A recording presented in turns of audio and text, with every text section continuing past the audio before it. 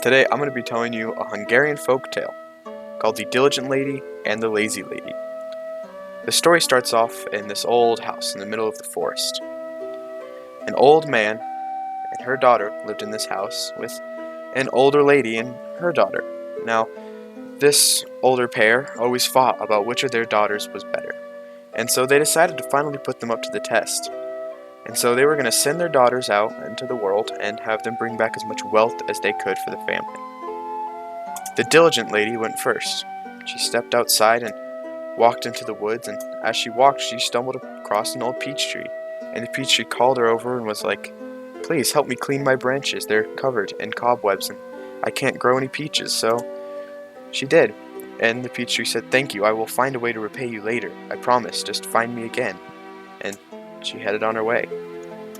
She came across a furnace, and this furnace was covered in cobwebs and dirt, and it called her over and said, "Please help me clean my furnace. I can't cook any bread and muffins." And so she went over and helped clean off the furnace, and the furnace said, "Thank you. I will have to repay you eventually." And so she said thank you and goodbye and headed on her way.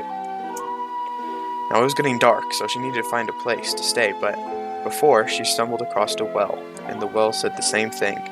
"Please help me. I'm covered in moss and cobweb, and I need a good cleaning. Please help me." And so she did. And she helped him clean up all of his cobwebs and moss, and he said, "Thank you very much for helping me."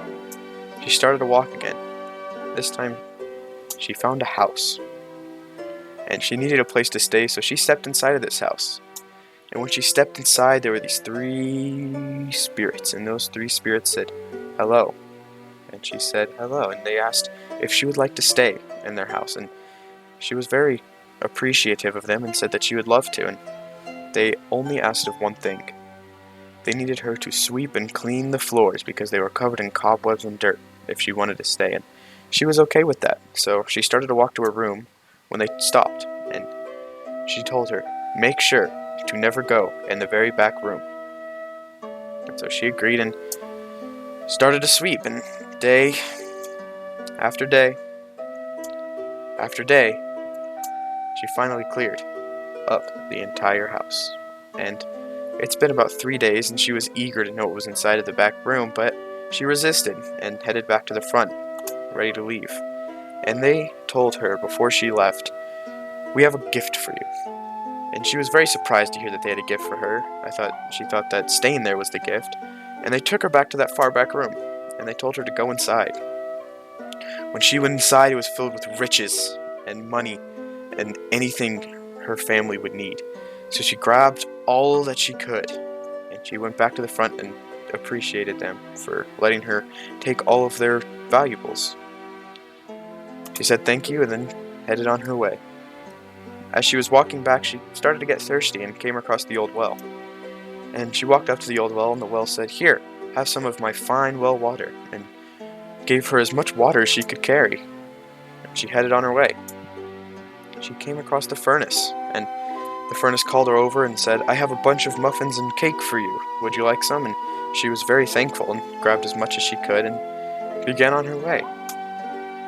On her way back, it was starting to get dark, so she needed to hurry up, but she came across the peach tree again, and the peach tree called her over and said, "Would you like some peaches?" And she was like, "I would love some peaches. That would be great. Thank you." And she grabbed all the peaches that she could and began to walk home. As she got home, her father was very excited to see her, and she laid all of her loot out on the kitchen and in the living room and was very excited that she brought this much back for her family.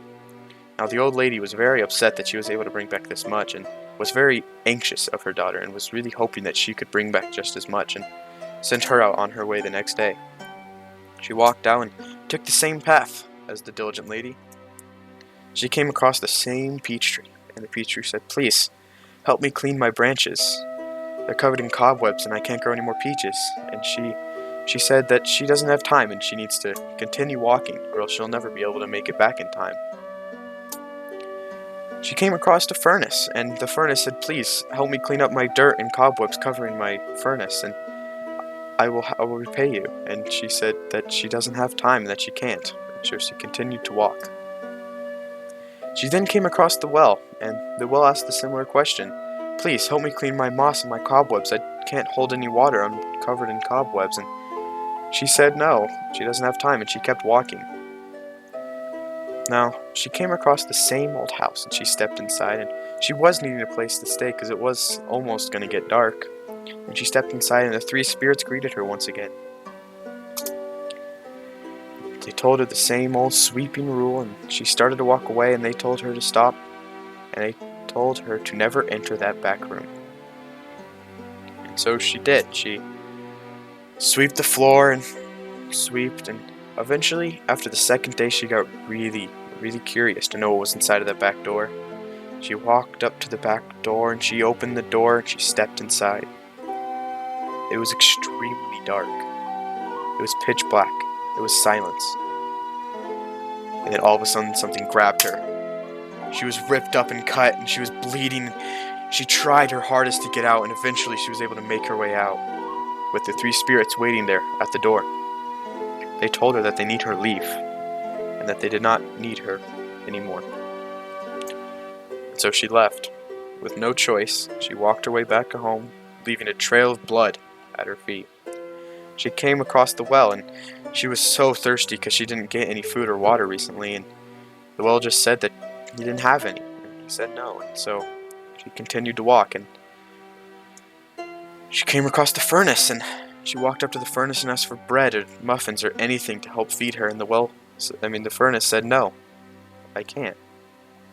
And so all poorly she walked, and still leaving a trail of blood, she came across the peach tree and asked the peach tree the same question. Please, do you have any peaches I can have? And the peach tree said no.